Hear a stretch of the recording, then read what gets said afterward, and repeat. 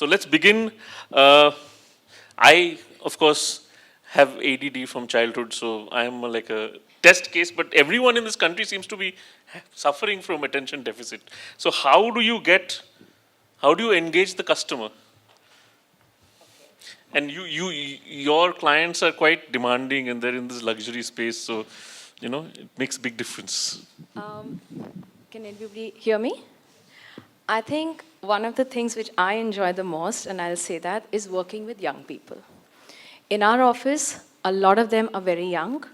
They start at the age group of even 19, when they come in straight out of college to train. And then they go up to, of course, the 40 figure. Thank God they're less of that number, except me, who's sometimes over the hill. And I think keeping in touch with the young makes it much more easier to have your ear to the ground, because they are often a very good dipstick of the kind of customer you will be handling.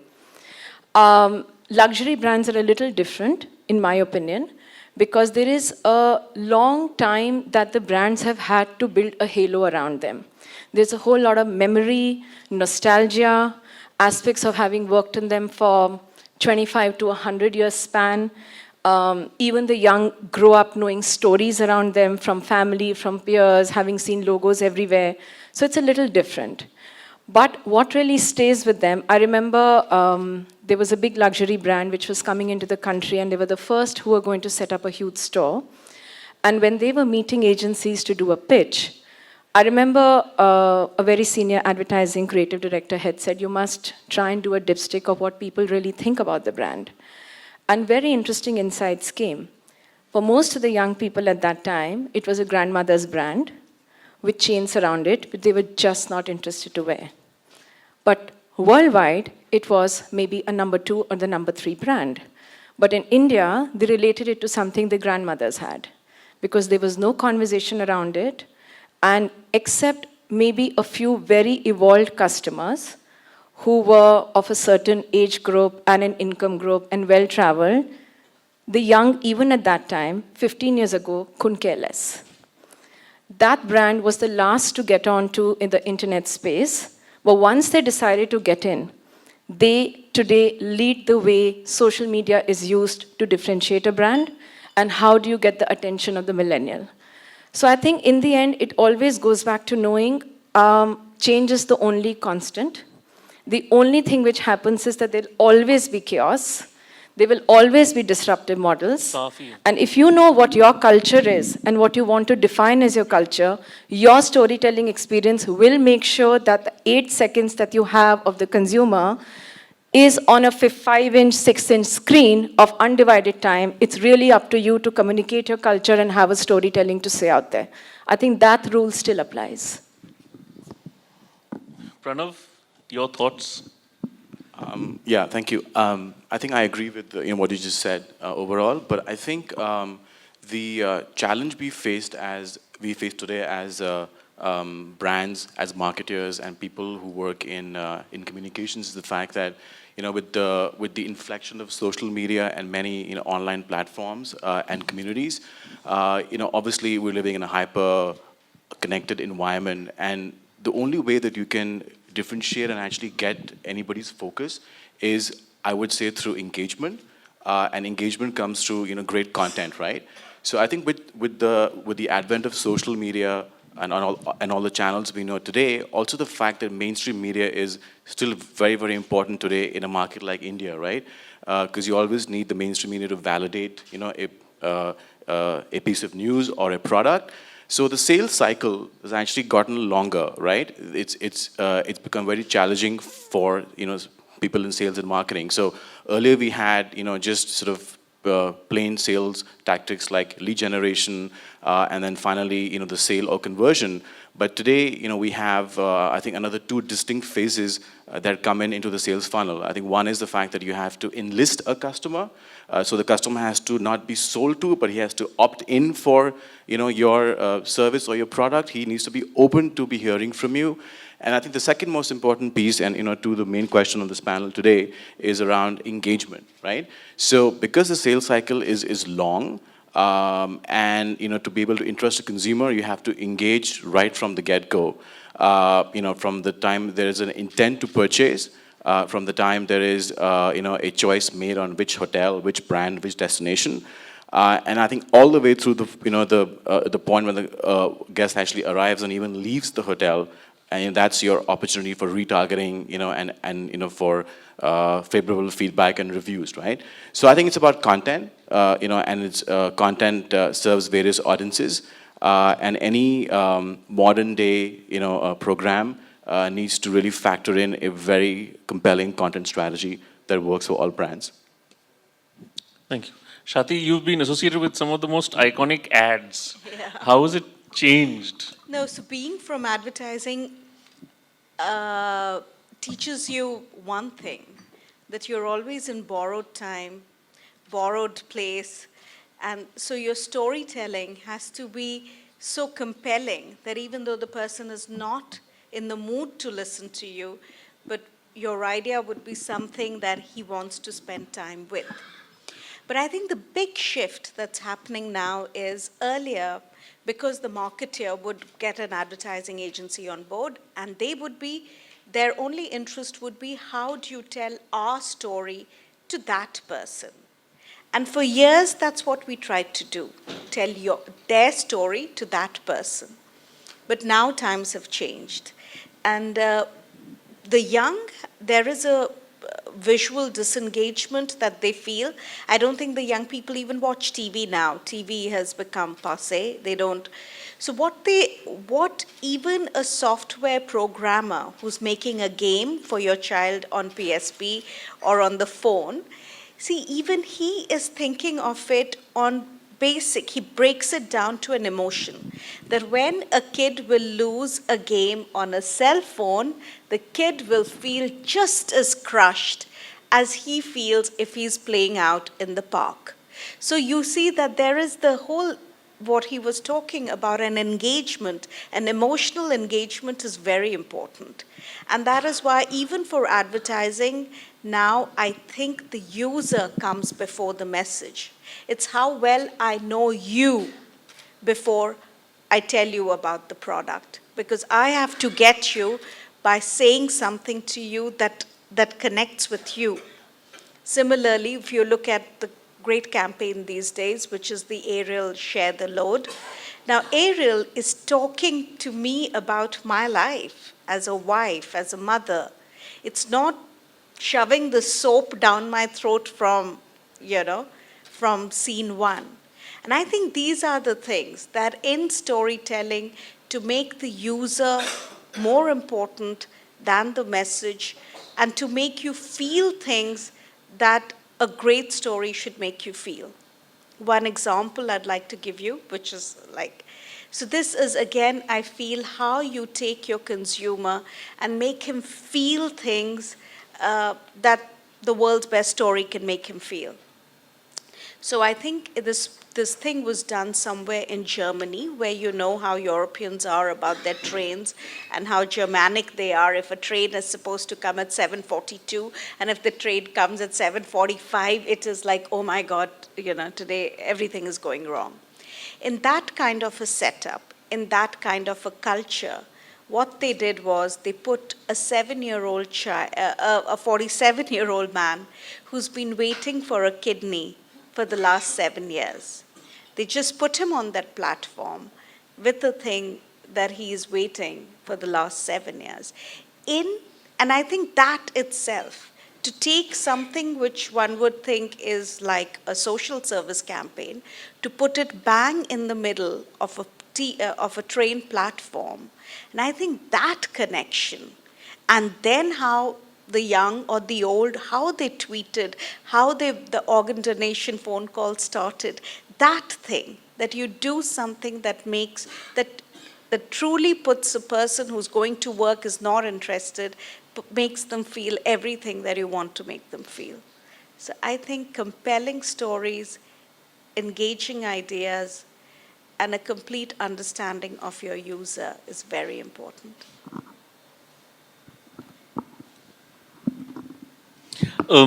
Compelling stories aside, you guys also have to deal with hotels as customers. No, that is a totally different ball game because you're keeping customer engagement for the others, but what is the gap that you guys have to deal with? Because normally sometimes When we use a hotel? no, Oh, as not when you have a hotel coming as a client who's also a customer, and you Yeah. have the actual customer, that gap. How do you? No, because I think similarly, I think as you have to see it as humanly as possible, whether it's a hotel, whether it's an airline, because on one level you cannot see it as this big thing talking to one person. But I think, and that is why, I mean, all those, some of the best hotel ads, which are about how this guy was on a park bench because there was no room, and then the hotel guys came, and the beautiful long copy ads. Or I love the way, even the way the Taj work has developed over the thing. I think again, what they do is, it's not just about, and I think what the gentleman from Lemon Tree was saying, and I'm a big fan of what Indigo has done. I think promise what you can deliver. Don't try and promise, the world, and then the moment the consumer collides with the object, there's a certain kind of disappointment. If you're promising luxury, then yes, promise luxury. If you're promising on-timeness, then give on-timeness. If you're not promising a blanket and a newspaper, but you're promising, nice snacks, but that are not in room temperature, then at least make sure that the snacks are good. Now I feel disappointed when I'm in a Jet Airways flight because I want to have like those barbecued, smoked. Chicken sandwich. No, the smoked cashews. Or so I feel. Even when I did this whole campaign for Apollo Munich, which is a health insurance thing. Again, it is because that's also a very difficult thing to explain. But the whole thing is, we took a normal health insurance form, and all we did was with a black marker cut all the unnecessary lines. And we just said uncomplicate and put the logo. Now, to a consumer who's not even thinking in the newspaper, when he sees all those lines cut off, and simplicity, it almost talks to you like a service industry that, we've made it simple because we know you have better things to do with your time than to think about, And I think these are the things that are, you have to break it down. And I think that is why I'm a big fan of the millennials, because I think they have taken us, and just made us look at things simply, made us look at things as more human, and told us that to speak and to engage and even to be familiar, intimacy is the algorithm of creativity for the young. And that is something that's helped us a lot. And I think that is the way to engage. The way to engage. You have to come down to understanding them, and nobody is in the mood for prod shiksha. Everybody's bored of that. Yeah. Dilip, in your many years in PR and building of brands, how has it changed? Has it become more challenging? What is the way that you go ahead with the campaigns? And certainly it's changed a lot, and a lot of it for the good. Inevitably, there are no choices today.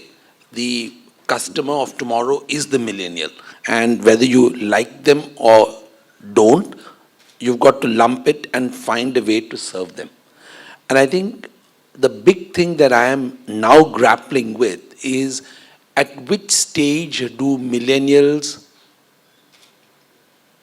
recognize or get conscious of the kind of privacy that they are ceding to the Internet of Things and to everything else, and when that trigger point will come between being connected, intimacy, stories that talk to them, and start worrying about stories that are talking at them. And that's a very interesting line to watch for. Today, they're quite happy to, walk into a place and into a mall and have an offer based on their previous purchase of jeans, tell them that there's an offer on jeans somewhere else. At which point does it begin to become creepy? And how do you then create stories which are attractive to them, engage them as customers?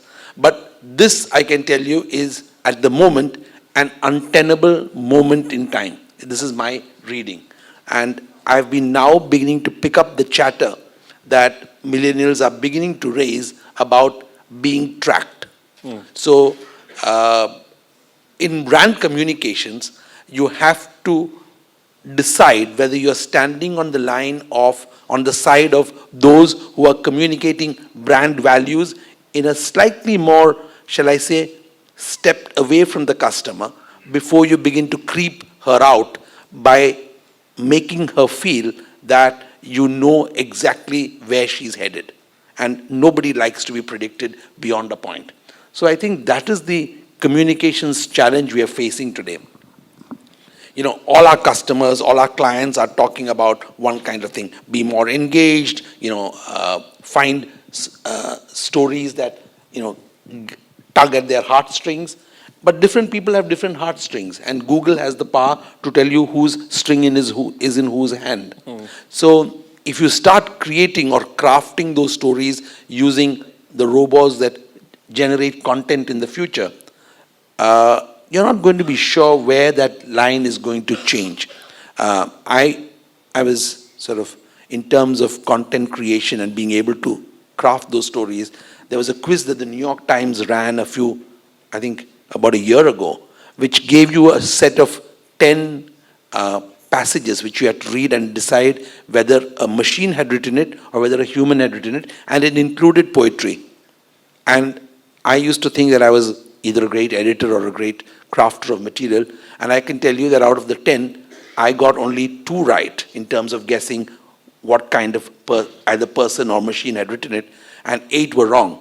So when it gets to that level of being able to generate content which seems to talk to you, relates to you, and is yet not generated by any of the algorithms that we know, then one begins to wonder whether that line exists or whether it'll forever remain kind of, It's like a Minority Report kind of situation. That's right. And that is where a lot of the conversation around here seems to be headed. If I may, Yeah. I think to your point, Dilip, I think the biggest problem that brands face today, and we also face as marketers, is there's a lot of chatter out there. There's a lot of too much content, and at what point do we have to be a little more sort of tempered in that and focused? So I think the challenge for brands is really, if you're a hotel brand, upscale, mid-scale, or in the budget segment, you stand for something. I think earlier to your point about brand Indigo, it has a very clear sort of a promise, right? So I think the idea is that down the line, as audiences become more choosy about what kind of content and news they want to receive, I think it's also about nurturing that sort of a community, right? So what brand, what sort of a positioning speaks to that audience, and how can we nurture a community where they're predisposed to receiving content from you? So I think that's probably one of the fundamental sort of challenges that we grapple with. And the landscape is, very complex, right? There's bloggers, influencers, journalists, people on Twitter. So we just have to be sort of very careful about that as well. Archana, you have a wide variety of clients, very demanding. You have a very interesting portfolio. How do you engage? And several in the hotel industry, and I'd like to speak from that sort of experience. I believe while consumer is king, I think somewhere along the line, we all need to recognize that engagement is the queen, and we know where the queen sits, right? And in that sort of light, we need to sort of not just embrace storytelling like everybody else around the table here has spoken about. Yes, that's imperative today. But I think we need to recognize that it's no longer about the influencer. It's not about bringing that influential journalist like Bikramjit or Sorish to the table and telling them to write the story for you. But each and every guest and customer today has self-publishers. How are we delighting them? Are we surprising them in any unique manner? Irrespective of what category you may be in. let's look at it. We had Earth Day on the 9th, what was it, Saturday? Yeah? How many of you shut down your lights at the hotel? You didn't, right?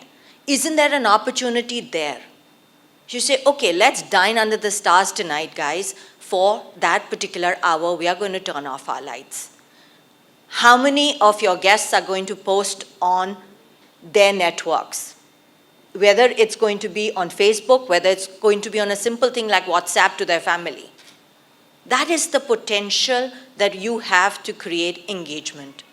And I think that's where somewhere along the line we are busy running our businesses. We are running operations of making sure the sheets are clean, the flowers are fresh, etc., all of that. But are we thinking about surprising or engaging with our customers? Valentine's Day is such a big thing in our country, specifically hotels, right? What do you put together? A lovely meal for two with champagne, with red flowers. Opportunity? Breakfast in bread. Let's get them that. Let's surprise them. What was I treated to? It could be just a cookie and a coffee. You don't have to go, with champagne, etc. at breakfast, according to the category in which you are. And that's really something that we've been trying to do with our customers and saying, okay, while we have a story to tell and there is a chef who does very good, let's say, Delhi cuisine. Now, what is that Delhi cuisine? Is it about bringing a few journalists to the table and talking to them about the Delhi cuisine? Fine. But where did the Delhi cuisine really come about? The streets of Chandni Chowk. Can we take them there?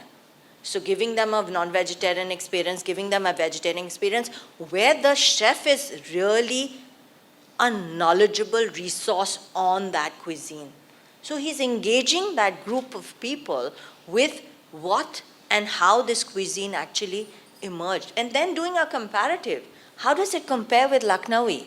Is it Lucknowi versus Delhi? How is it? And we found answers in that. So I think all of you all could possibly engage your customers in a similar vein. So it helps humanize your brand, for sure. It helps, definitely look at it from a more content and a contextual perspective for you.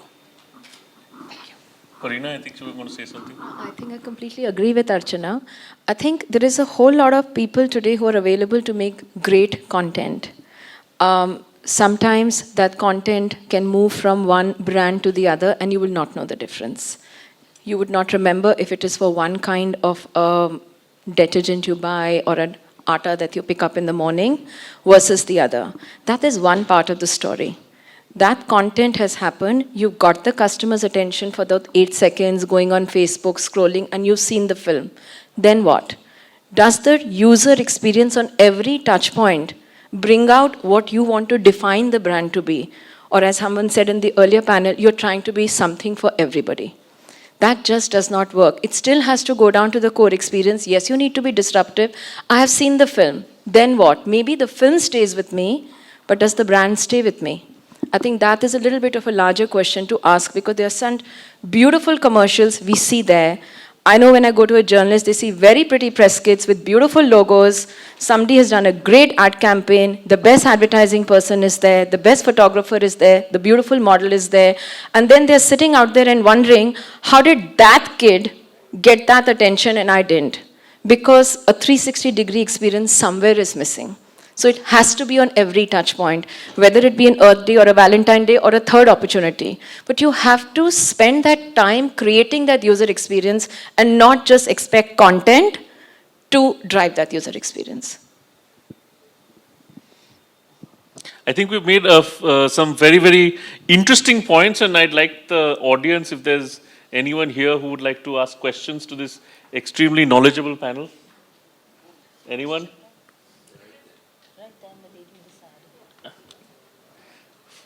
Nidhi, please mention your hotel and your name and then... Hi, I'm Nidhi Verma. I head marketing communications for this hotel only, where you're all sitting, Leela Gurgaon.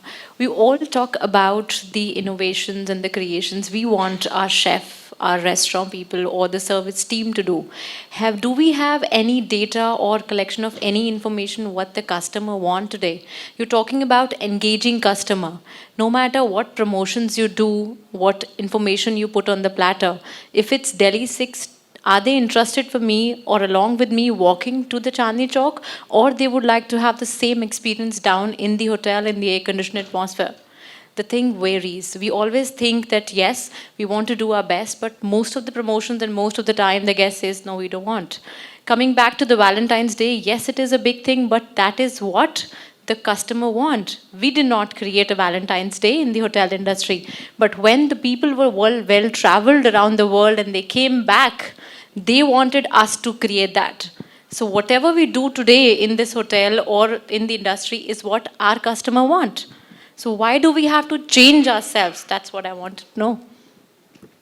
One of the things that I've seen is that, you're getting to the giddy limits of data mining, and you're only seeing so-called the start of it, because real data mining is yet to begin, because there will be artificial intelligence machines which actually capture everything that's going on to give you the customer feedback that you want. But I think that is the inflection point that we should be thinking about, which is going to drive customers towards a brand of hotel versus some other brand of hotel. That is, how do you make sure that what you are selling works for the potential customer who either has experienced your brand or is in that target market who could experience your brand. And very often, clients stroke companies are looking at mining the entire universe. You don't need to. You need to make sure that people who've come here understand what the value is and see that that value is given to them each time and extend that experience. People are also looking for new experiences each time. That boredom factor is now higher among millennials. They don't want to ever experience the same thing twice, unless it's someone like me who yelled loudly when Indigo discontinued their no. As of yesterday, I discovered rice and dal has been discontinued. Oh my God. Yes, so I've just sent a very rude mail to the CEO telling him what I thought about it. Okay, but Has he put it back on the menu? this is yesterday's experience. So You haven't traveled for he a will. long while, that's all I'll say. No, but he will probably come back and tell you, no, because we had this conversation 3 days ago, the CEO and I. Yeah. And he said, you must try this because I never tried this. I'm just saying that if you're data mining for user experience, then you got to understand what to retain even when everything else around is changing. That's the other thing that customers will find annoying. There's one issue which a lot of people now don't really deal with, is that we go for the majority.